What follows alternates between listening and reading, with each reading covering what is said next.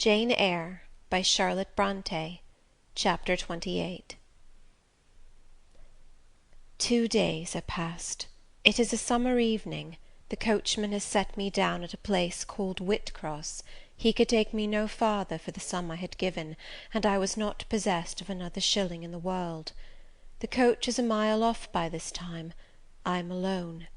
At this moment I discover that I forgot to take my parcel out of the pocket of the coach, where I had placed it for safety. There it remains, there it must remain, and now I am absolutely destitute. Whitcross is no town, nor even a hamlet. It is but a stone pillar set up where 4 roads meet, whitewashed, I suppose, to be more obvious at a distance and in darkness. 4 arms spring from its summit. The nearest town to which these point is, according to the inscription, distant 10 miles, the farthest above 20.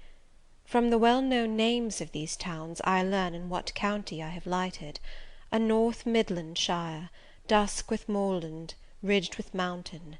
This I see. There are great moors behind and on each hand of me. There are waves of mountains far beyond that deep valley at my feet.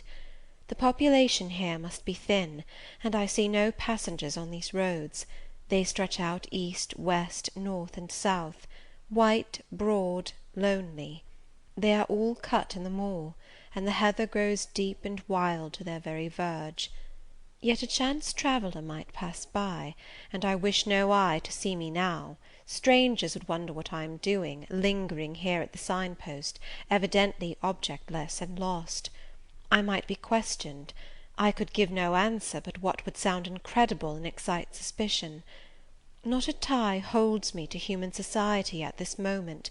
Not a charm or hope calls me where my fellow creatures are. None that saw me would have a kind thought or a good wish for me. I have no relative but the universal mother, Nature. I will seek her breast and ask repose. I struck straight into the heath. I held on to a hollow I saw deeply furrowing the brown moor-side. I waded knee-deep in its dark growth. I turned with its turnings, and finding a moss-blackened granite crag in a hidden angle, I sat down under it. High banks of moor were about me. The crag protected my head. The sky was over that. Some time passed before I felt tranquil even here. I had a vague dread that wild cattle might be near, or that some sportsman or poacher might discover me. If a gust of wind swept the waste, I looked up, fearing it was the rush of a bull. If a plover whistled, I imagined it a man.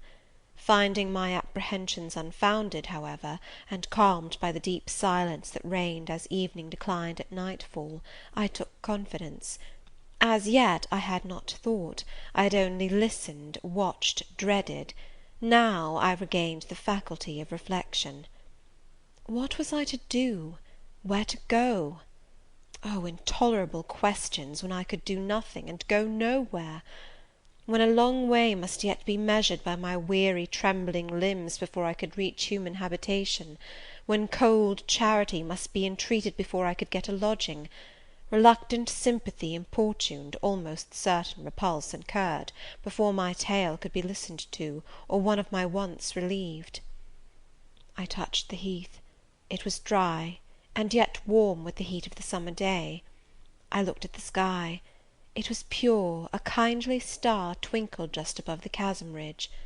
The dew fell, but with propitious softness. No breeze whispered. Nature seemed to me benign and good. I thought she loved me, outcast as I was; and I, who from man could anticipate only mistrust, rejection, insult, clung to her with filial fondness. To-night, at least, I would be her guest, as I was her child. My mother would lodge me without money and without price.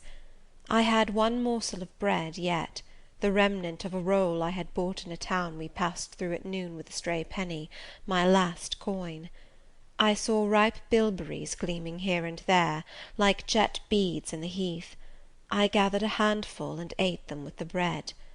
My hunger, sharp before, was, if not satisfied, appeased by this hermit's meal. I said my evening prayers at its conclusion. and then chose my couch. Beside the crag the heath was very deep. When I lay down, my feet were buried in it. Rising high on each side, it left only a narrow space for the night air to invade. I folded my shawl double, and spread it over me for a coverlet. A low mossy swell was my pillow. Thus lodged, I was not, at least, at the commencement of the night, cold. My rest might have been blissful enough, only a sad heart broke it.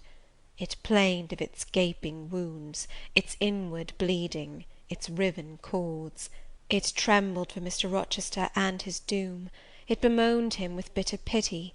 It demanded him with ceaseless longing, and, impotent as a bird with both wings broken, it still quivered its shattered pinions in vain attempts to seek him. Worn out with this torture of thought, I rose to my knees. Night was come, and her planets were risen, a safe, still night, too serene for the companionship of fear. We know that God is everywhere, but certainly we feel his presence most when his works are on the grandest scale spread before us, and it is in the unclouded night sky, where his worlds wheel their silent course, that we read clearest his infinitude, his omnipotence, his omnipresence. I had risen to my knees to pray for Mr. Rochester. Looking up, I, with tear-dimmed eyes, saw the mighty Milky Way. Remembering what it was, what countless systems there swept space like a soft trace of light, I felt the might and strength of God. Sure was I of his efficiency to save what he had made. Convinced I grew that neither earth should perish, nor one of the souls it treasured.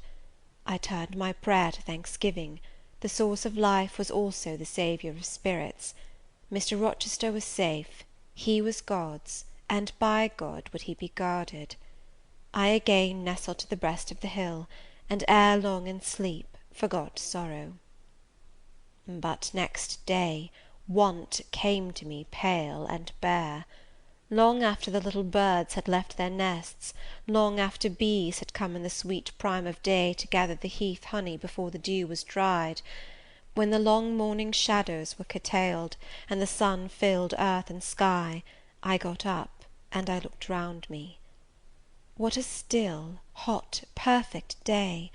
What a golden desert this spreading moor! Everywhere sunshine.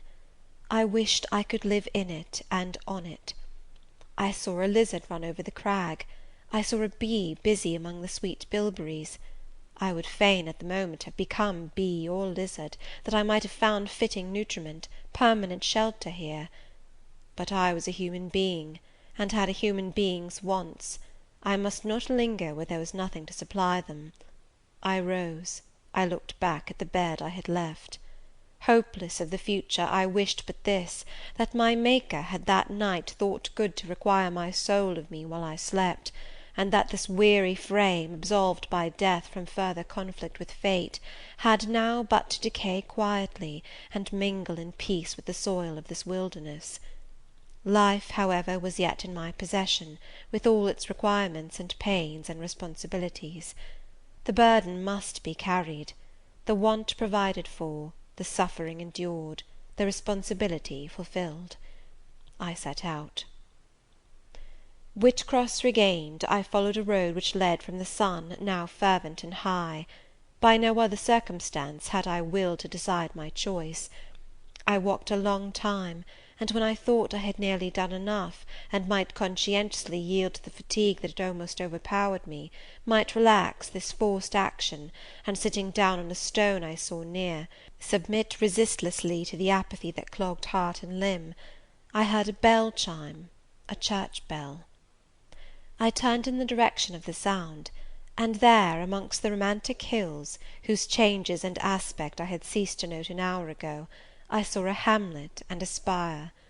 All the valley at my right hand was full of pasture fields, and cornfields, and wood, and a glittering stream ran zigzag through the varied shades of green, the mellowing grain, the sombre woodland, the clear and sunny lea. Recalled by the rumbling of wheels to the road before me, I saw a heavily laden waggon labouring up the hill, and not far beyond were two cows and their drover. Human life and human labour were near. I must struggle on, strive to live and bend to toil like the rest. About 2 o'clock P.M. I entered the village. At the bottom of its one street there was a little shop with some cakes of bread in the window. I coveted a cake of bread. With that refreshment I could perhaps regain a degree of energy; without it, it would be difficult to proceed. The wish to have some strength and some vigour returned to me as soon as I was amongst my fellow beings. I felt it would be degrading to faint with hunger on the causeway of a hamlet. Had I nothing about me I could offer in exchange for one of those rolls? I considered. I had a small silk handkerchief tied round my throat. I had my gloves. I could hardly tell how men and women in extremities of destitution proceeded. I did not know whether either of these articles would be accepted. Probably they would not, but I must try. I entered the shop. A woman was there. Seeing a respectably dressed person, a lady, as she supposed, she came forward with civility. How could she serve me? I was seized with shame. My tongue would not utter the request I had prepared. I dared not offer her the half-worn gloves, the creased handkerchief. Besides, I felt it would be absurd. I only begged permission to sit down a moment, as I was tired. Disappointed in the expectation of a customer, she coolly acceded to my request. She pointed to a seat. I sank into it. I felt sorely urged to weep, but conscious how unreasonable such a manifestation would be, I restrained it. Soon I asked her if there were any dressmaker or plain workwoman in the village. Yes, 2 or 3, quite as many as there was employment for. I reflected. I was driven to the point now. I was brought face to face with necessity. I stood in the position of one without a resource, without a friend, without a coin. I must do something. What? I must apply somewhere. Where? Did she know of any place in the neighbourhood where a servant was wanted? Nay, she couldn't say. What was the chief trade in this place? What did most of the people do? Some were farm labourers; a good deal worked in Mr. Rolliver's needle factory and at the foundry. Did Mr. Rolliver employ women? Nay, it was men's work. And what do the women do? A naunt, was the answer. Some does one thing and some another. Poor folk must get on as they can. She seemed to be tired of my questions, and indeed what claim had I to importune her? A neighbour or two came in. My chair was evidently wanted. I took leave. I passed up the street, looking as I went at all the houses to the right hand and to the left, but I could discover no pretext, nor see an inducement to enter any. I rambled round the hamlet, going sometimes to a little distance, and returning again for an hour or more. Much exhausted, and suffering greatly now for want of food, I turned aside into a lane, and sat down under the hedge. Ere many minutes had elapsed, I was again on my feet, however, and again searching something, a resource, or at least an informant.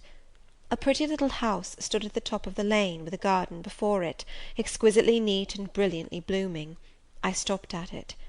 What business had I to approach the white door or touch the glittering knocker? In what way could it possibly be the interest of the inhabitants of that dwelling to serve me? Yet I drew near and knocked. A mild-looking, cleanly attired young woman opened the door. In such a voice as might be expected from a hopeless heart and fainting frame, a voice wretchedly low and faltering, I asked if a servant was wanted here. No, said she, we do not keep a servant. Can you tell me where I could get employment of any kind? I continued. I am a stranger without acquaintance in this place. I want some work, no matter what. But it was not her business to think for me, or to seek a place for me. Besides, in her eyes, how doubtful must have appeared my character, position, tale! She shook her head. She was sorry she could give me no information, and the white door closed, quite gently and civilly, but had shut me out. If she had held it open a little longer, I believe I should have begged a piece of bread, for I was now brought low. I could not bear to return to the sordid village, where, besides, no prospect of aid was visible. I should have longed rather to deviate to a wood I saw not far off, which appeared in its thick shade to offer inviting shelter, But I was so sick, so weak, so gnawed with nature's cravings, instinct kept me roaming round abodes where there was a chance of food. Solitude would be no solitude, rest no rest, while the vulture, hunger, thus sank beak and talons in my side. I drew near houses, I left them, and came back again, and again I wandered away, always repelled by the consciousness of having no claim to ask, no right to expect interest in my isolated lot. Meantime the afternoon advanced, while I thus wandered about like a lost and starving dog. In crossing a field I saw the church spire before me. I hastened towards it. Near the churchyard, and in the middle of a garden, stood a well-built though small house, which I had no doubt was the parsonage. I remembered that strangers who arrive at a place where they have no friends, and who want employment, sometimes apply to the clergyman for introduction and aid. It is the clergyman's function to help, at least with advice, those who wish to help themselves. I seemed to have something like a right to seek counsel here. Renewing then my courage, and gathering my feeble remains of strength, I pushed on. I reached the house, and knocked at the kitchen door. An old woman opened. I asked, was this the parsonage? Yes. Was the clergyman in? No. Would he be in soon? No, he was gone from home. To a distance? Not so far, happen 3 mile. He had been called away by the sudden death of his father. He was at Marsh End now, and would very likely stay there a fortnight longer. Was there any lady of the house? Nay, there was naught but her, and she was housekeeper. And of her, reader, I could not bear to ask the relief for want of which I was sinking. I could not yet beg, and again I crawled away. Once more I took off my handkerchief. Once more I thought of the cakes of bread in the little shop. Oh, for but a crust, for but one mouthful to allay the pang of famine! Instinctively I turned my face again to the village. I found the shop again, and I went in; and though others were there besides the woman, I ventured the request, would she give me a roll for this handkerchief? She looked at me with evident suspicion. Nay, she never sold stuff i' that way. Almost desperate, I asked for half a cake. She again refused. How could she tell where I had got the handkerchief? She said. Would she take my gloves? No, what could she do with them? Reader, it is not pleasant to dwell on these details. Some say there is enjoyment in looking back to painful experience past, but at this day I can scarcely bear to review the times to which I allude. The moral degradation, blent with the physical suffering, form too distressing a recollection ever to be willingly dwelt on. I blamed none of those who repulsed me. I felt it was what was to be expected, and what could not be helped. An ordinary beggar is frequently an object of suspicion, a well-dressed beggar inevitably so. To be sure, what I begged was employment, but whose business was it to provide me with employment? Not certainly that of persons who saw me then for the first time, and who knew nothing about my character. And as to the woman who would not take my handkerchief in exchange for her bread, why, she was right, if the offer appeared to her sinister, or the exchange unprofitable. Let me condense now. I am sick of the subject. A little before dark I passed a farmhouse, at the open door of which the farmer was sitting, eating his supper of bread and cheese. I stopped and said, Will you give me a piece of bread, for I am very hungry? He cast on me a glance of surprise, but without answering he cut a thick slice from his loaf and gave it to me. I imagine he did not think I was a beggar, but only an eccentric sort of lady who had taken a fancy to his brown loaf. As soon as I was out of sight of his house, I sat down and ate it.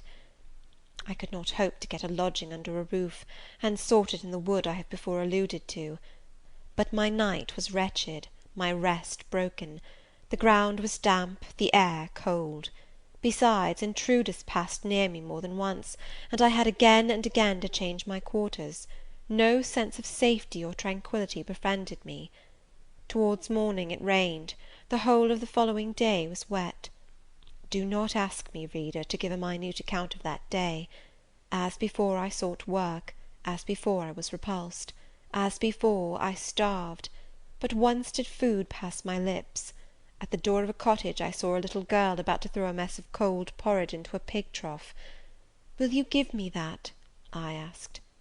She stared at me. "Mother," she exclaimed, "there is a woman wants me to give her this porridge." "Well, lass," replied a voice within, "give it her if she's a beggar. T' pig don't want it." The girl emptied the stiffened mould into my hand, and I devoured it ravenously. As the wet twilight deepened, I stopped in a solitary bridle path, which I had been pursuing an hour or more. "My strength is quite failing me," I said in a soliloquy. "I feel I cannot go much farther. Shall I be an outcast again this night? While the rain descends so, must I lay my head on the cold drenched ground? I fear I cannot do otherwise, for who will receive me? But it will be very dreadful, with this feeling of hunger, faintness, chill, and this sense of desolation, this total prostration of hope. In all likelihood, though, I should die before morning. And why cannot I reconcile myself to the prospect of death? Why do I struggle to retain a valueless life? Because I know, or believe, Mr. Rochester is living, and then to die of want and cold is a fate to which nature cannot submit passively. Oh, Providence, sustain me a little longer! Aid, direct me!" My glazed eye wandered over the dim and misty landscape. I saw I had strayed far from the village; it was quite out of sight. The very cultivation surrounding it had disappeared. I had, by crossways and by-paths, once more drawn near the tract of moorland; and now only a few fields, almost as wild and unproductive as the heath from which they were scarcely reclaimed, lay between me and the dusky hill. Well, I would rather die yonder than in a street or a frequented road, I reflected; and far better that crows and ravens, if any ravens there be in these regions, should pick my flesh from my bones, than that they should be prisoned in a workhouse coffin, and moulder in a pauper's grave. To the hill, then, I turned. I reached it.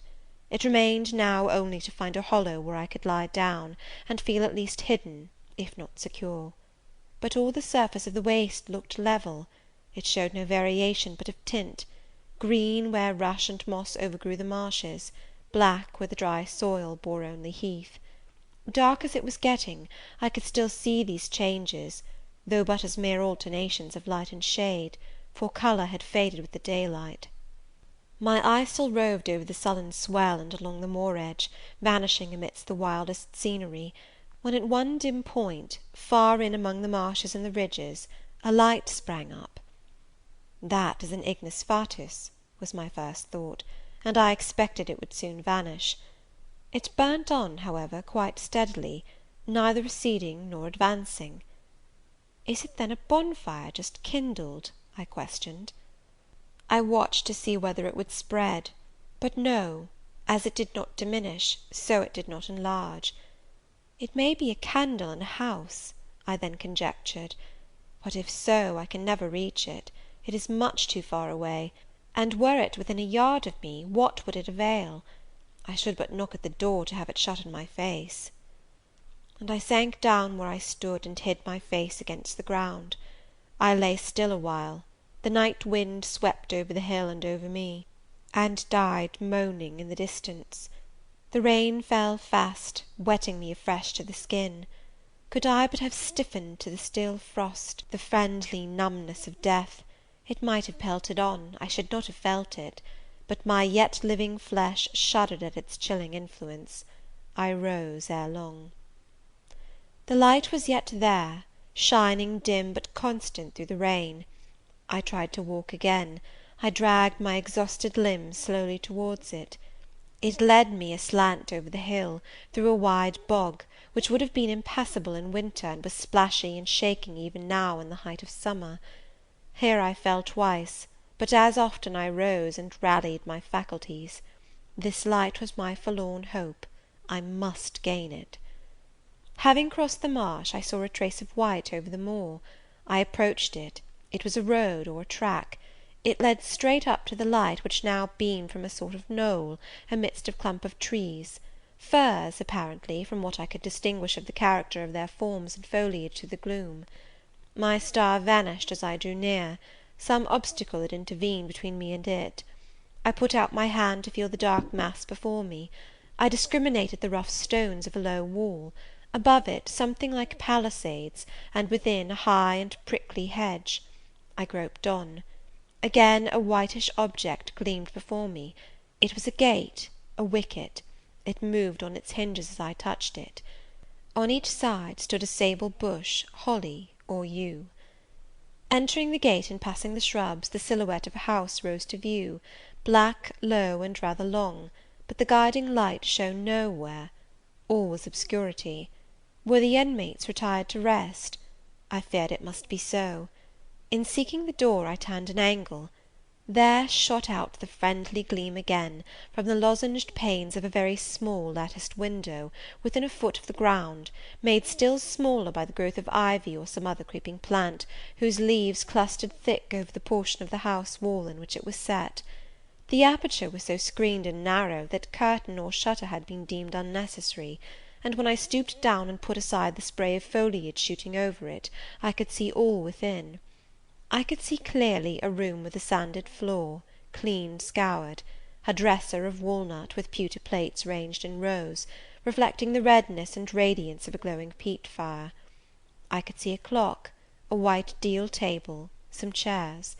The candle, whose ray had been my beacon, burnt on the table, and by its light an elderly woman, somewhat rough-looking, but scrupulously clean, like all about her, was knitting a stocking. I noticed these objects cursorily only. In them there was nothing extraordinary. A group of more interest appeared near the hearth, sitting still amidst the rosy peace and warmth suffusing it. Two young graceful women, ladies in every point, sat, one in a low rocking-chair, the other on a lower stool. Both wore deep mourning of crape and bombazine, which sombre garb singularly set off very fair necks and faces. A large old pointer dog rested its massive head on the knee of one girl; in the lap of the other was cushioned a black cat. A strange place was this humble kitchen for such occupants. Who were they? They could not be the daughters of the elderly person at the table, for she looked like a rustic, and they were all delicacy and cultivation. I had nowhere seen such faces as theirs, and yet, as I gazed on them, I seemed intimate with every lineament. I cannot call them handsome, they were too pale and grave for the word. As they each bent over a book, they looked thoughtful almost to severity. A stand between them supported a second candle and two great volumes, to which they frequently referred, comparing them seemingly with the smaller books they held in their hands, like people consulting a dictionary to aid them in the task of translation. This scene was as silent as if all the figures had been shadows, and the firelit apartment a picture. So hushed was it, I could hear the cinders fall from the grate, the clock tick in its obscure corner, and I even fancied I could distinguish the click-click of the woman's knitting needles. When, therefore, a voice broke the strange stillness at last, it was audible enough to me. "Listen, Diana," said one of the absorbed students. "Franz and old Daniel are together in the night time, and Franz is telling a dream from which he is awakened in terror. Listen." And in a low voice she read something, of which not one word was intelligible to me, for it was in an unknown tongue, neither French nor Latin. Whether it were Greek or German I could not tell. "That is strong," she said, when she had finished. "I relish it." The other girl, who had lifted her head to listen to her sister, repeated, while she gazed at the fire, a line of what had been read. At a later day I knew the language and the book, therefore I will here quote the line, though when I first heard it, it was only like a stroke on sounding brass to me, conveying no meaning. Da trat hervor einer, an zu sehen wie die Sternennacht. Good, good, she exclaimed, while her dark and deep eyes sparkled. There you have a dim and mighty archangel fitly set before you. The line is worth 100 pages of fustian. Ich wage die Gedanken in der Schale meines Sohnes und die Werke mit dem Gewichte meines Grimms. I like it. Both were again silent. "Is there ony country where they talk o' that way?" said the old woman, looking up from her knitting. "Yes, Hannah, a far larger country than England, where they talk in no other way." "Well, for sure case, I knownt how they can understand to one t'other, and if either of you went over there, you could tell what they said, I guess." "We could probably tell something of what they said, but not all, for we are not as clever as you think us, Hannah.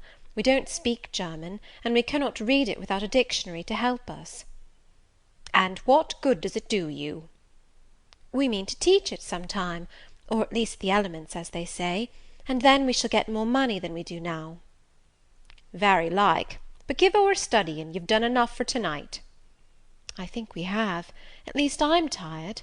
Mary, are you?" "Mortally. After all, it's tough work, fagging away at a language with no master but a lexicon." "It is, especially such a language as this crabbed but glorious Deutsch. I wonder when St. John will come home." "Surely he will not be long now. It is just 10," looking at a little gold watch she drew from her girdle. "It rains fast, Hannah. Will you have the goodness to look at the fire in the parlour?" The woman rose. She opened a door, through which I dimly saw a passage. Soon I heard her stir a fire in an inner room. She presently came back. "Ah, childer," said she, "it fair troubles me to go into yond room now. It looks so lonesome, with the chair empty, and set back in a corner." She wiped her eyes with her apron. The two girls, grave before, looked sad now. "But he is in a better place," continued Hannah. "We shouldn't wish him here again, and then nobody need to have a quieter death nor he had." "You say he never mentioned us?" inquired one of the ladies. "He hadn't time, bairn. He was gone in a minute, was your father. He had been a bit ailing like the day before, but not to signify, and when Mr. St. John asked if he would like either of you to be sent for, he fair laughed at him. He began again with a bit of heaviness in his head the next day, that is a fortnight sin', and he went to sleep and never wakened. He were almost stark when your brother went into the chamber and found him. Oh, childer, that's to last of the old stock, for ye and Mr. St. John is of like a different sort to them that's gone, for all your mother wore much o' your way, and almost as book learned. She were the picture of ye, Mary. Diana is more like your father." I thought them so similar, I could not tell where the old servant, for such I now concluded her to be, saw the difference. Both were fair complexioned and slenderly made. Both possessed faces full of distinction and intelligence. One, to be sure, had hair a shade darker than the other, and there was a difference in their style of wearing it. Mary's pale brown locks were parted and braided smooth. Diana's duskier tresses covered her neck with thick curls. The clock struck 10. "You'll want your supper, I am sure," observed Hannah, "and so will Mr. St. John when he comes in." And she proceeded to prepare the meal. The ladies rose. They seemed about to withdraw to the parlour. Till this moment I had been so intent on watching them, their appearance and conversation had excited in me so keen an interest, I had half forgotten my own wretched position. Now it recurred to me, more desolate, more desperate than ever, it seemed, from contrast. And how impossible did it appear to touch the inmates of this house with concern on my behalf, to make them believe in the truth of my wants and woes, to induce them to vouchsafe a rest for my wanderings. As I groped out the door and knocked at it hesitatingly, I felt that last idea to be a mere chimera. Hannah opened. "What do you want?"